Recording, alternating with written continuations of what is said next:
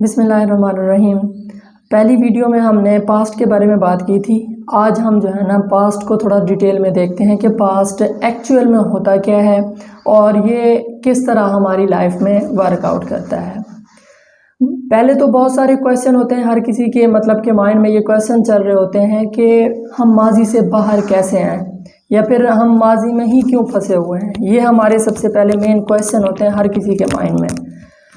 अगर हम इसको छोड़ के जो हम ज़्यादातर फोकस करते हैं या ज़्यादातर ताकत लगाते हैं अपने माइंड को प्रेशराइज करते हैं कि हम वहाँ से बाहर कैसे आएँ, इसको हम छोड़ के अगर हम ये सोचें कि एक्चुअल पास्ट है क्या, एक्चुअल में पास्ट क्या है, एक्चुअल इसकी रियलिटी क्या है, किस तरह हम इसको समझ सकते हैं। अगर हम इस पे फोकस करें तो हमें उस तरफ जाने की ज़रूरत ही नहीं है कि हम पास्ट से कैसे निकलें या कैसे उसके ऊपर जो है ना काम करें। हर किसी का मतलब कि अब पास्ट के रिलेटेड जो होगा हर किसी का अपना एक व्यू पॉइंट होता है, हर किसी का एक अपना कंसेप्ट बना होता है, हर किसी की एक अपनी जो है ना स्टोरी होती है माइंड में कि उसके अकॉर्डिंग जो है ना हर किसी का अपना अपना इंडिविजुअल बेस पे पास्ट बना होता है। उसके बाद अब अगर इसको हम थोड़ा सा डिटेल में देखें या एक एग्जांपल ऐड करें तो एक बच्चा है जैसे वो डेवलप हो रहा है तो उसने घर में देखा कि उसके जो फादर हैं वो क्या करते हैं, लड़ाई करते हैं, झगड़ा करते हैं उसकी अम्मी के साथ। तो उसके माइंड में जो है ना उसका जो फादर है वो एज अ विलन के तौर पे आ जाता है कि वो जो है ना विलन का रोल अदा कर रहा है उसका बाप। लेकिन अगर उसके जो फादर हैं उनसे पूछें तो वो अपने माइंड के हिसाब से बताएंगे कि मैंने ऐसा क्यों किया, तो वो एक अलग सिचुएशन क्रिएट हो जाएगी।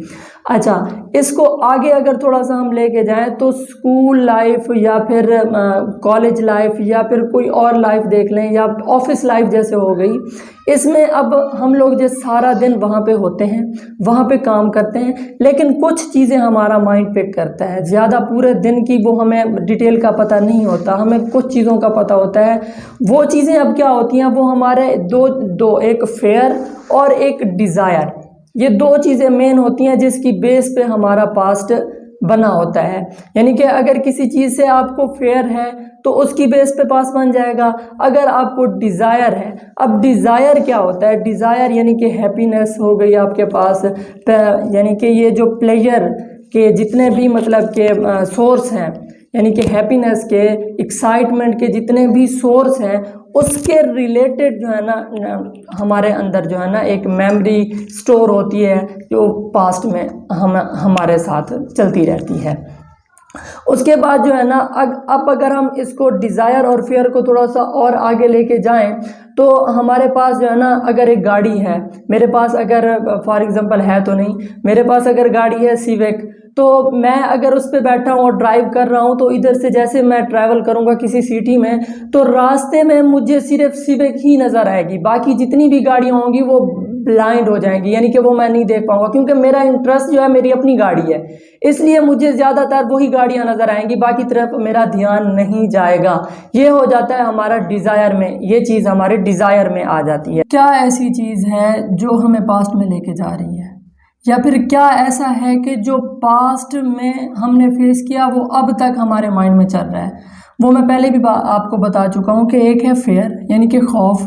कोई भी इवेंट जिसमें आपको खौफ हुआ होगा वो आपके पास्ट आपको अभी तक याद होगा, या फिर कोई भी इवेंट जिसमें आपको बहुत ज़्यादा खुशी हुई होगी वो आपके दिमाग में, आपके माइंड में अब तक वो पास्ट होगा, इवेंट होगा। कोई भी इवेंट पे ट्रिगर करेगा सबकॉन्शियस से निकल कर वो आपके बिल्कुल कॉन्शियस में आ जाएगा और आपको पता चल जाएगा कि ये मेरा पास्ट पहले इस तरह गुजरा था या इस तरह इवेंट हुआ था। अब इसको हम थोड़ा सा आगे और देखते हैं कि रियलिटी क्या है। रियलिटी को कैसे हम मतलब कि पास्ट है तो सही हमारे पास, उसको हम कभी मतलब कि फॉरगेट नहीं कर सकते, भूल नहीं सकते, लेकिन उसकी रियलिटी क्या है।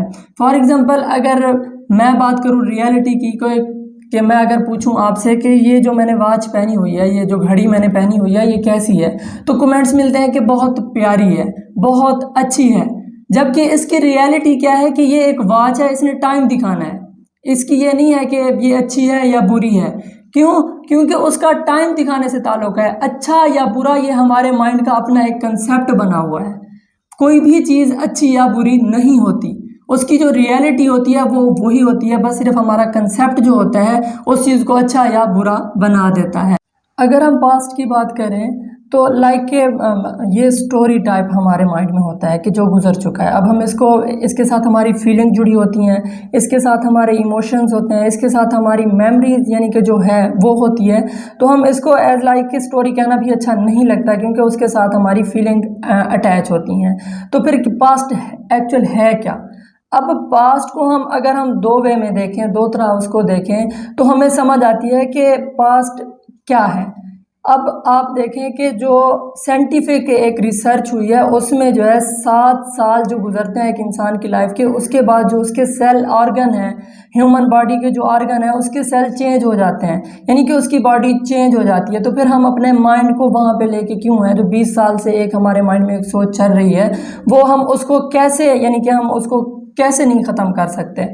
तो उसको अब आप देखें, अपनी पिक्चर देखें, आप अपनी तस्वीर देखें जो बचपन की है और आज की है, इनको कंपैरिजन करें तो कहीं भी वो एक जैसी नहीं होगी, क्योंकि अब आप जो है बड़े हो चुके हैं, आप में यानी कि वो स्टैमिना यानी कि वो स्ट्रांगनेस वो सब कुछ आ चुका है। अब वो अपना प्रॉब्लम जो है, वो परेशानियां जो हैं अब वो फेस करने के आप काबिल हो चुके हैं।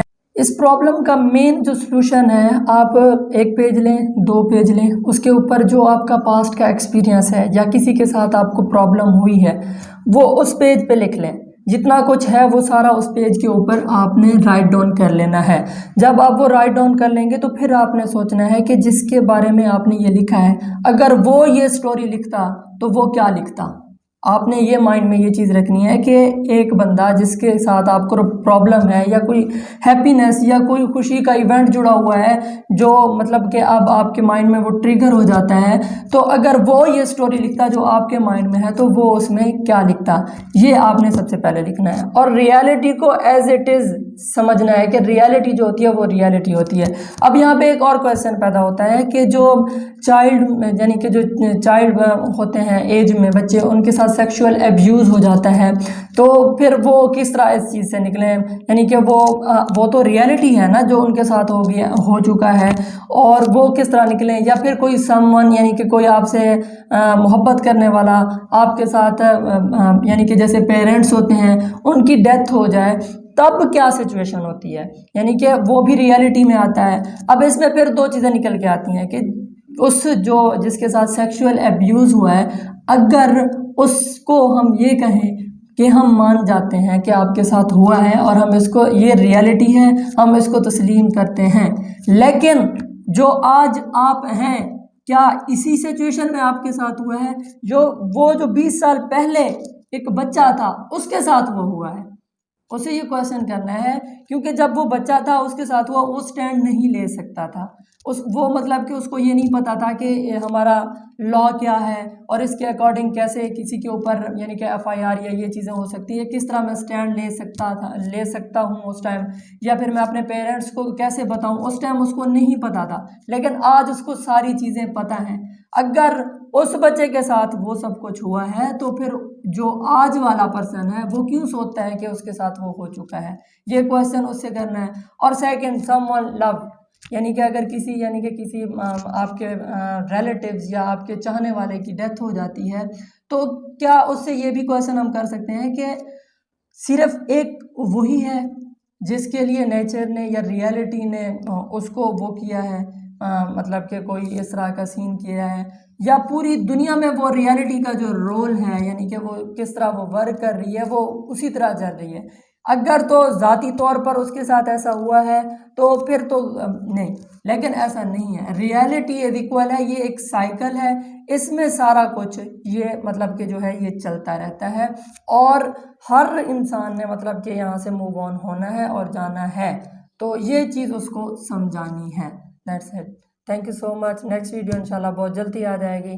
मेरे चैनल को सब्सक्राइब कर लें और बेल आइकॉन को दबा दें ताकि मेरी आने वाली वीडियो आप तक पहुंच जाए। अल्लाह हाफिज़।